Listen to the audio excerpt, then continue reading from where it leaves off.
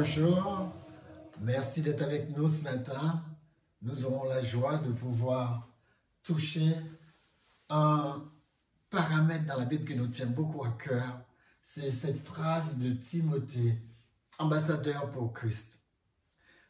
L'apôtre Paul nous dit que nous sommes des ambassadeurs pour Christ. Je ne sais pas si vous vous imaginez ce qu'il est en train de dire. Si nous sommes réellement ambassadeurs pour Christ, il y a une différence qui doit être faite entre nous qui sommes venus représenter Dieu et ceux qui sont autour de nous et qui ne le connaissent pas. Ça ne peut pas être la même chose. On ne peut pas vivre la même chose parce que les ambassadeurs vivent différemment. Vous avez même remarqué que sur leur voiture, il y a une plaque écrite corps diplomatique. Une plaque CD, corps diplomatique. Les amis, essayez de vous imaginer ce que l'apôtre Paul est en train de nous dire. Il est en train de nous dire que nous faisons partie du corps diplomatique du Seigneur. Si quelqu'un est en Christ, il est une nouvelle créature. Les choses anciennes sont passées. Voici, toutes choses sont devenues nouvelles. Essayez de vous imaginer le privilège. Regardez ce passage de 2 Corinthiens 5, verset 18. Et tout cela vient de Dieu qui nous a réconciliés avec lui en Christ et qui nous a donné le ministère de la réconciliation. Nous ne sommes pas ici pour nous distraire. Nous sommes ici pour faire la plus grande mission qui puisse exister. Toucher les cœurs des personnes pour Christ. Faire en sorte qu'ils deviennent des citoyens des cieux. Nous aussi, nous devons comprendre la valeur d'être un enfant de Dieu. C'est cela qui nous propulse vers ce que Christ nous a demandé. Car Dieu était en Christ, réconciliant le monde avec lui-même et n'imputant pas aux hommes leurs offenses. C'est-à-dire qu'il est venu pardonner ceux qui lui demandent pardon. Et une fois qu'il les a pardonnés, il veut les réhabiliter, les reconstruire. Et il a mis en nous, en chacun de nous qui sommes ses enfants, à nous qui sommes reconstruits, il a mis la parole de la réconciliation. Donc c'est pourquoi l'apôtre Paul nous dit, en 2 Corinthiens 5, 20, nous faisons donc fonction d'ambassadeurs pour Christ. Nous faisons fonction d'ambassadeurs pour Christ. Vous avez vu la qualité du caractère de Dieu? Dieu veut d'abord s'implanter en nous pour que nous puissions le représenter. Il dit, c'est nous les ambassadeurs du Christ. Et si nous sommes ambassadeurs, ce n'est pas de nous-mêmes, nous sommes ambassadeurs pour lui, pour le représenter, pour représenter le royaume qu'il représente. Et la Bible nous dit, si vous êtes ambassadeur pour Christ, c'est comme si Dieu exhortait par vous. Et si vous imaginez, quand vous êtes parent, vous reprenez vos enfants. Et la Bible nous dit, c'est comme si Dieu reprenait ses enfants à travers nous. Il redirigeait ses enfants à travers nous. Il rééquilibrait ses enfants à travers nous. Je ne sais pas, mettez le mot que vous voulez. Dieu construit ses enfants à travers nous. C'est pourquoi nous devons être dignes d'être ce que nous sommes. Ce que nous sommes, nous l'avons acquis par la foi.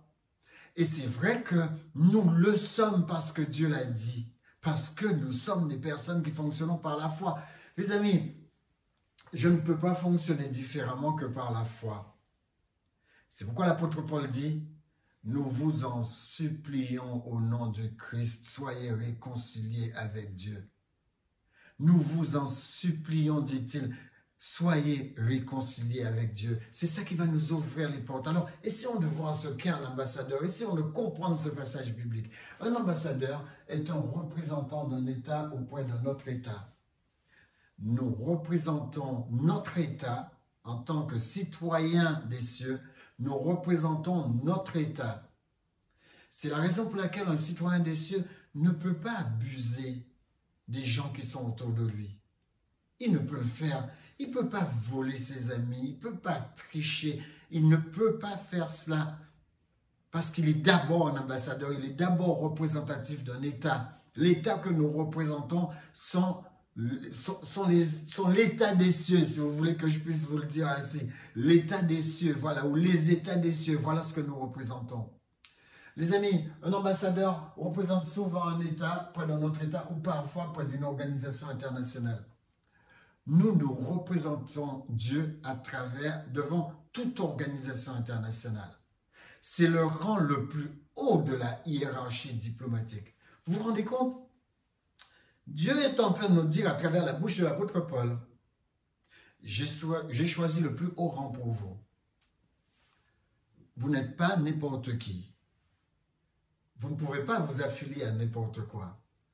Vous ne pouvez même pas représenter n'importe quoi. Voilà la valeur que Dieu vous donne. Dieu vous dit que vous êtes ce que lui, il vous a dit. Il vous a dit que vous êtes son ambassadeur. Tu vas là, tu me représentes. Tu vas là, tu me représentes. Et il y a des devoirs attachés au fait d'être ambassadeur. Vous avez un devoir, c'est représenter votre État. Vous n'êtes pas en train de vous représenter. Bien sûr, vous allez me dire, oui, mais Lambert, des fois, nous, on a envie d'autre chose. On a envie de... Vous n'êtes pas ici pour vous représenter. C'est la plus belle des choses. Vous représentez le plus grand, le plus haut, celui qui n'a pas de nom.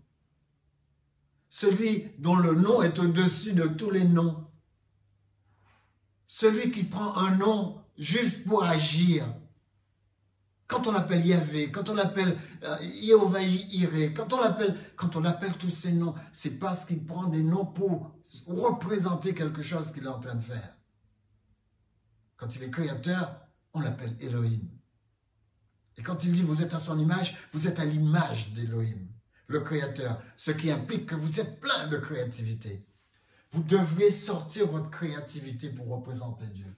C'est le rang le plus haut au sein, disais-je, de la hiérarchie diplomatique. L'ambassadeur est le représentant du chef de l'État auprès du chef de notre État. Il ne possède ce titre que tant qu'il est dans la mission. Les amis, le jour où vous ne faites pas ce que Dieu vous demande de faire, vous n'êtes plus ambassadeur. Le jour où vous ne représentez pas Dieu, mais que vous vous représentez vous-même, parce que ça peut arriver vite, vous savez, il suffit que je représente mes besoins, et voilà, je coupe les ponts avec Dieu. Oui, mais la Bible nous encourage à une chose. Il nous encourage à comprendre que nous appartenons à Dieu. Et que tant que nous sommes dans sa mission, tant que nous sommes dans ce qu'il nous a imparti, eh bien, nous restons ambassadeurs et personne ne peut nous enlever ça. C'est pourquoi il faut comprendre comment un ambassadeur est mis en place pour comprendre ce que nous représentons. Premièrement, un ambassadeur n'est pas élu par un peuple. Un ambassadeur est élu par un roi ou un président. Regardez, 2 Pierre 1, verset 1. Il dit, c'est pourquoi, frères, appliquez-vous d'autant plus à affermir votre vocation et votre élection. C'est une élection. Vous êtes élus par Dieu lui-même. Vous n'êtes pas élus par les anges. Le passage dit que vous êtes élus par Dieu lui-même. Et l'apôtre Paul dit, en faisant attention à affermir votre vocation et votre élection, vous ne broncherez jamais. Affermissez, c'est-à-dire entretenez. Le matin quand vous vous réveillez, ne soyez pas banal. Prenez votre Bible. Le soir quand vous allez vous coucher, ne soyez pas banal. Prenez le temps de rencontrer Dieu. Si vous prenez le temps de le rencontrer le matin, vous prenez le temps de le rencontrer le soir, vous ne broncherez pas. Rien ne pourra vous faire broncher. Parce que vous êtes dans un contact continuel. Si dans la journée, vous discutez avec lui, vous lui parlez, quand vous prenez une décision, vous faites appel à lui pour prendre la décision, vous êtes tout le temps dans la mouvance de Dieu. Comment vous voulez broncher? L'apôtre Paul dit, c'est ainsi en effet que l'entrée dans le royaume de notre Seigneur Jésus-Christ nous sera complètement accordée. Il n'y a pas de question à se poser quand on est ambassadeur. Est-ce que je suis encore en contact avec Dieu ou pas en contact avec Dieu? On ne se pose pas ces questions quand on est ambassadeur. On est responsable d'être tout le temps en contact. C'est une responsabilité. Je suis responsable de garder le contact. Regardez comment vous faites avec vos voisins, avec ceux qui sont autour de vous. Regardez comment vous avez les numéros sur votre téléphone pour contacter, pour garder le contact avec Dieu. Faites en sorte que son contact soit un contact naturel. Les amis, nous ne sommes pas seulement élus par Dieu, nous sommes nommés pour représenter son pays. Nous sommes nommés. Il nous a nommés. Regardez ce que dit Philippiens 3, verset 20. Il dit, mais notre cité à nous est dans les cieux, d'où nous attendons aussi comme sauveur le Seigneur Jésus-Christ. Notre cité est où? Notre cité est dans les cieux. Alors quand on vous dit que vous êtes citoyen des cieux, sachez être digne de votre cité. Vous n'êtes pas sur terre pour vous représenter, vous n'êtes pas sur terre pour représenter quelqu'un d'autre, vous êtes sur terre pour représenter votre cité. Les amis, en Luc 15, verset 15, on nous rappelle une histoire. L'histoire d'un garçon qui a quitté son père et qui s'est éloigné de son royaume. Il est parti, il est sorti de la sphère familiale. La Bible dit qu'il alla se mettre au service. Vous voyez, il a l'habitude de servir parce qu'un ambassadeur, c'est quelqu'un qui sert. Il a tellement l'habitude de servir qu'il a été se mettre au service d'un des habitants du pays. On l'envoya dans les champs pour garder des pourceaux. Les amis, il avait l'habitude d'avoir de hautes responsabilités chez son père et il a fini d'entrer au service parce qu'il a l'habitude de servir. Il avait l'habitude de servir son père. Il a pris ce même service et il a été l'attribué à des cochons. Il a été gardé des cochons. Alors, ne faites pas du service que Dieu a mis en vous un service bas de gamme. Mais faites en sorte que ce service reste haut de gamme. Ne vous mettez pas au service de n'importe quoi. Ne vous mettez pas au service de n'importe qui. Les amis, restez qui vous êtes. Le mot c'est politesse. Restez qui vous êtes. Politesse. Mettez-vous au service, mais mettez-vous au service de haut rang. Vous êtes des ambassadeurs, vous ne pouvez pas faire n'importe quoi. Troisièmement, l'ambassadeur est consacré à l'intérêt de son pays. Hébreux 12, verset 28, il dit, c'est pourquoi recevant un royaume inébranlable, recevant quoi? Un royaume que personne ne peut ébranler. Il dit, montrons notre reconnaissance en rendant à Dieu un culte qui lui soit agréable. Pourquoi vous croyez qu'on s'arrête le samedi? On s'arrête. On laisse courir la semaine. Et un jour, il faut s'arrêter. Un jour qui est consacré à Dieu. On s'arrête et on remet tout là où ça doit être. On se remet dans l'harmonie avec Dieu. Les amis, vous êtes issus d'un royaume inébranlable. Vous êtes un ambassadeur élu par Dieu, pas par n'importe qui. Ne faites pas, ne pensez pas, n'agissez pas comme si vous n'étiez pas ce que vous êtes. Quatrièmement, quel que soit l'endroit où vous êtes, quel que soit le service dans lequel vous entrez, sachez que vous devez représenter les idées et la position du roi que vous servez. Si vous m'aimez, dit-il, gardez mes commandements. Jean 14, verset 15. Je vous exhorte, dit l'apôtre Paul, vous consolant, vous conjurant à marcher d'une manière digne de Dieu qui vous appelle à son royaume et à sa gloire. Le mot gloire signifie être pesant, avoir du poids. Vous devez être du poids. Quand vous parlez, votre parole doit avoir du poids. Quand vous pensez, votre pensée doit avoir du poids. Ne pensez pas n'importe quoi. Ne pensez pas n'importe comment. Ne laissez pas rentrer n'importe quelle pensée à la porte de votre âme.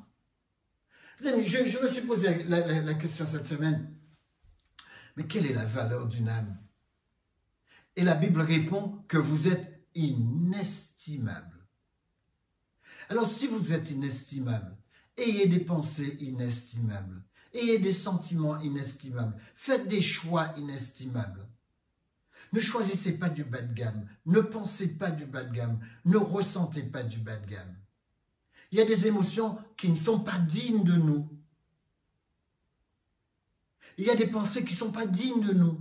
Il y a des choix qui ne sont pas dignes de nous. Soyez conscients de qui vous êtes et accaparez-vous par la foi cette élection que Dieu vous a donnée. Vous êtes glorieux, dit le texte biblique. Vous êtes inébranlable en Christ. Ça signifie que même quand vous aurez traversé cette vie et que vous aurez laissé des plumes, vous êtes inébranlable en Dieu. Dieu, il lui suffit d'avoir votre mémoire pour vous reconstituer dans sa gloire. C'est comme ça que ça marche. Cinquièmement, l'ambassadeur est couvert par son gouvernement. Nous ne marchons pas ici sans protection. Nous ne sommes pas sur cette terre en train de gambader, d'errer, comme si nous avions peur qu'on puisse nous attaquer, nous détruire. Non, la Bible dit, rendez grâce au Père. Colossiens 1, verset 12 à 13. Rendez grâce au Père, remerciez le Père, c'est ce que ça signifie, qui nous a rendus capables d'avoir part à l'héritage des saints dans la lumière, qui nous a délivrés de la puissance des ténèbres. Nous sommes déjà délivrés et nous a transformés, nous a transportés, excusez-moi, dans le royaume du Fils de son amour. Vous voyez que vous êtes sur cette terre, mais ayez une pensée exponentielle. Vous êtes déjà assis à la droite de Dieu en Christ. Lisez Éphésiens 2, vous verrez. Vous êtes déjà assis à la droite de Dieu en Christ. Parce que vous voyez le temps de manière chronologique parce que c'est humain. Mais Dieu, il voit déjà la fin avant le commencement. Avant même que vous soyez ici, il avait déjà établi que vous seriez en Christ. La seule personne qui vous empêche d'être en Christ, c'est vous-même. C'est-à-dire que Dieu, dès le commencement, vous a déjà placé en Christ pour l'éternité. Et ce qui peut se passer durant ce laps de temps où vous êtes sur terre, c'est refuser de rester là où Dieu vous a placé, sortir de cela et de faire ce que vous ne devriez pas faire pour ne pas le représenter. Les amis, 6e point. Un ambassadeur ne devient pas citoyen du pays, excusez-moi. Un ambassadeur ne devient pas citoyen du pays qu'il accueille.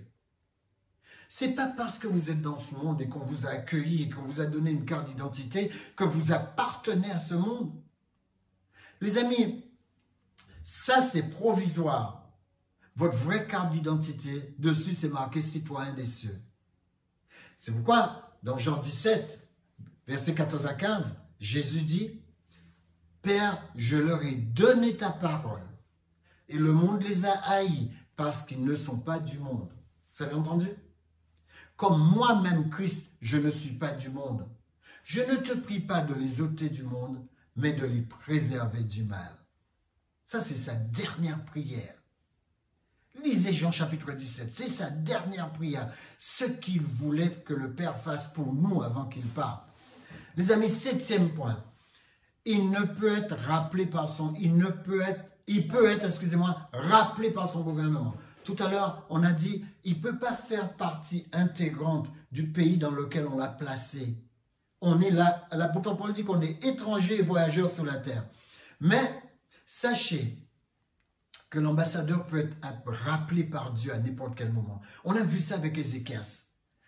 Ézéchias, il lui a dit, range tes affaires, demain je te prends. Les amis, on a vu ça avec Moïse dans Deutéronome 34, verset 4. Il a dit à Moïse, tu montes sur le mont Nebo, je pars avec toi. On a vu ça avec Enoch dans Genèse 5, verset 24.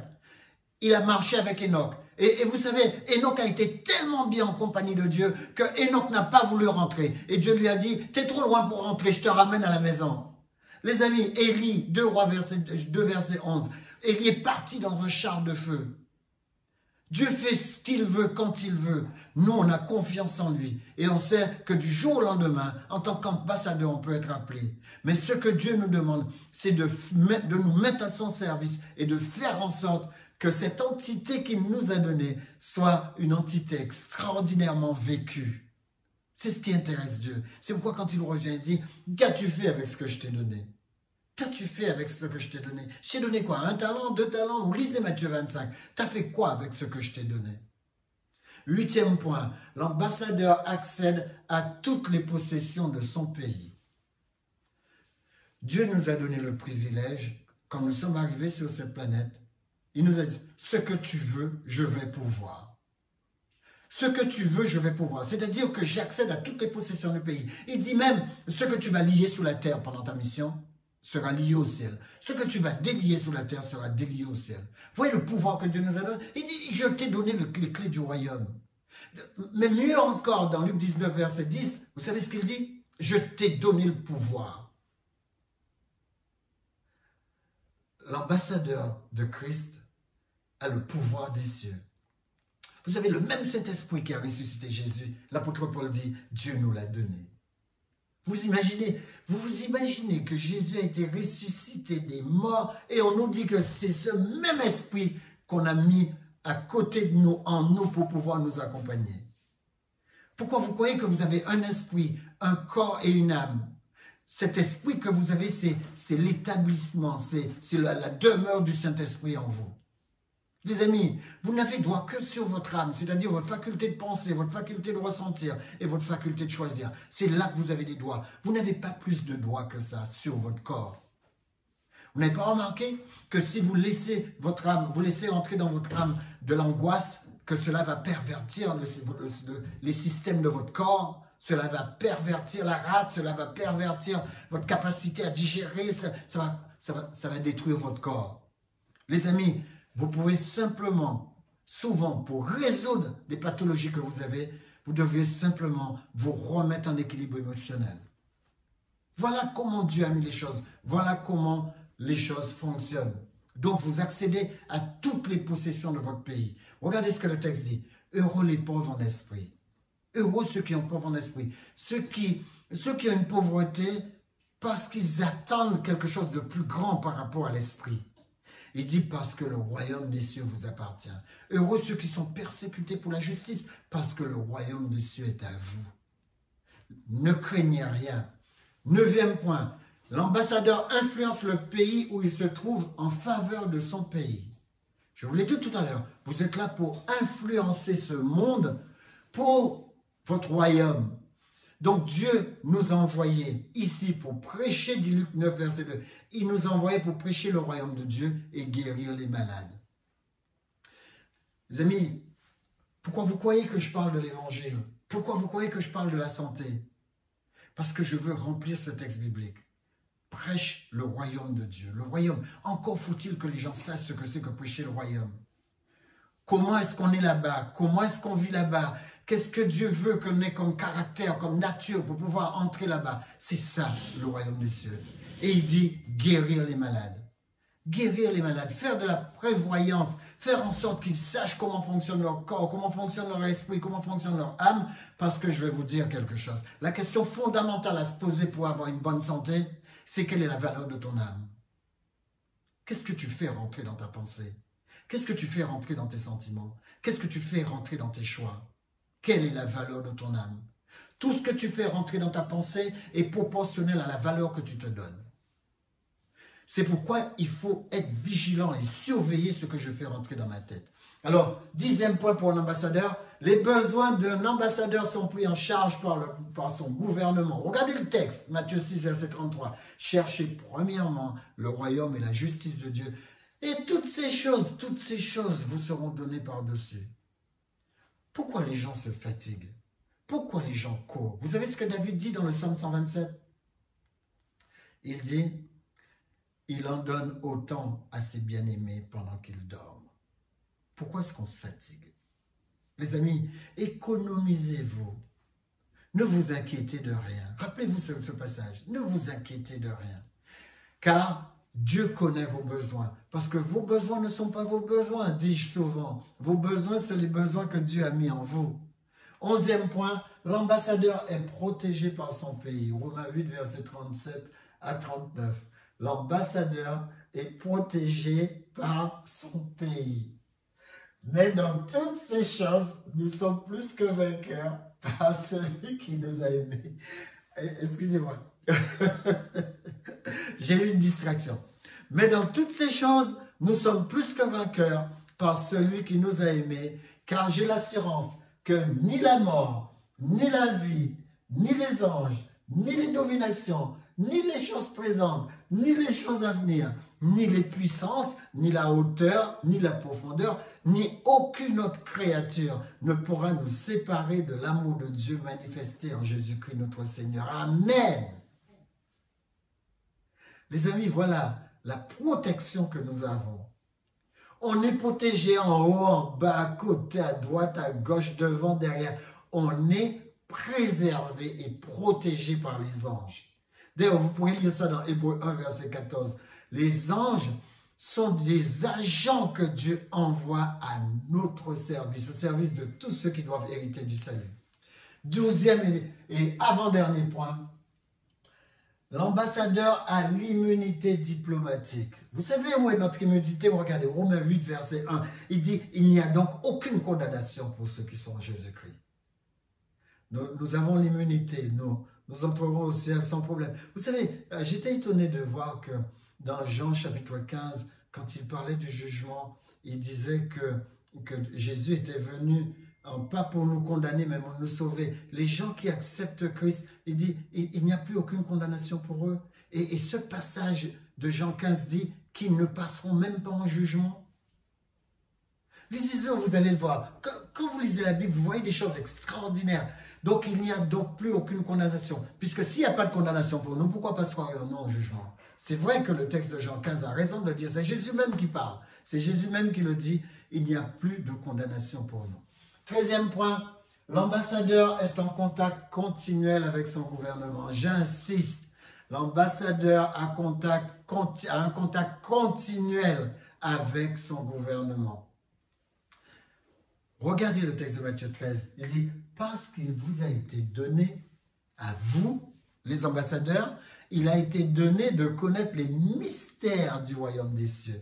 Voilà ce que la plupart des croyants n'arrivent pas à saisir. Le mystère du royaume des cieux. Les amis, regardez mes vidéos sur le royaume et vous allez voir ce qu'est réellement le royaume. Comprenez ce qu'est le royaume parce que sans le comprendre, vous prêcherez un peu ce que vous avez entendu les gens prêcher. Vous parlerez de choses que vous avez entendu les gens parler. Mais essayez de vous intéresser au royaume. Qu'est-ce que le royaume? Très peu de prêcheurs savent ce que c'est que le royaume. Je le sais parce que j'ai posé la question à plein d'entre eux et ils ont de belles phrases, mais ils n'ont pas cette connaissance. Et c'est vrai que assurez-vous de comprendre ce qu'est le royaume et vous connaîtrez les mystères du royaume. Car la Bible nous dit, cela ne leur a pas été donné. Vous savez pourquoi tous ces gens-là ne connaissent pas le mystère du royaume? Cela ne leur a pas été donné. Concentrez-vous sur le royaume des cieux et vous verrez la différence. En conclusion, je pourrais prendre le texte de Galates 4:6. J'aime beaucoup ce passage. J'aime particulièrement ce passage. Et ce passage est à apprendre par cœur. Regardez ce que l'apôtre Paul dit. Écoutez le côté solennel. Il dit c'est quelque chose de plus intérieur.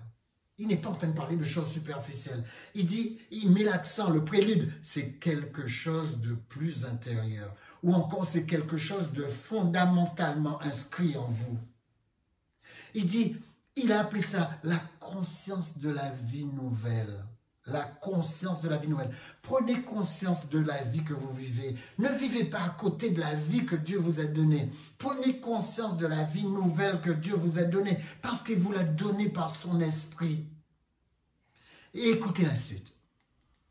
Et parce que vous êtes fils, et parce que vous êtes fille, et parce que vous êtes enfant de Dieu, Dieu a envoyé dans vos cœurs l'esprit de son Fils. Vous voyez ce que je vous ai dit tout à l'heure? Regardez ce que je vous ai dit. Je vous ai dit que le même esprit qui a ressuscité Christ, eh bien, il nous l'a envoyé, il l'a placé dans notre cœur. Regardez le texte. Il dit, Dieu a envoyé dans nos cœurs l'esprit de son Fils. Et cet esprit appelle notre Père Céleste Père. Seuls ceux qui ont cet esprit peuvent appeler notre Père Céleste Père. C'est pas étonnant que des gens disent « Ah mais non, je n'ai autre Père que celui qui m'a procréé. » Non, non, non, non, non. Regardez, seuls ceux qui ont dans leur cœur l'esprit qui a été mis sur Jésus quand cela lui a ressuscité des morts. Rappelez-vous, cet esprit qui l'a accompagné et qui l'a ressuscité des morts, eh bien cet esprit, Dieu l'a mis en nous. Et c'est seulement à ce moment-là qu'on peut parler de notre Père Céleste, qu'on peut l'appeler Père. C'est extraordinaire que Dieu ait fait cela, parce que Dieu voulait que nous comprenions. C'est quelque chose d'intérieur. C'est pas quelque chose qui se crie, c'est quelque chose qui se vit. Les amis, tout est possible à celui qui croit. Restez dans votre foi. Votre foi est fondamentale pour traverser cette vie, parce que vous n'êtes pas d'ici, vous êtes de là-bas. Éternel Père Céleste, merci pour ta bonté. Merci pour ton caractère. Merci pour ta grandeur. Merci pour tes enfants. Au nom de Jésus. Amen. Que Dieu vous bénisse. Shabbat Shalom. À la semaine prochaine. À bientôt.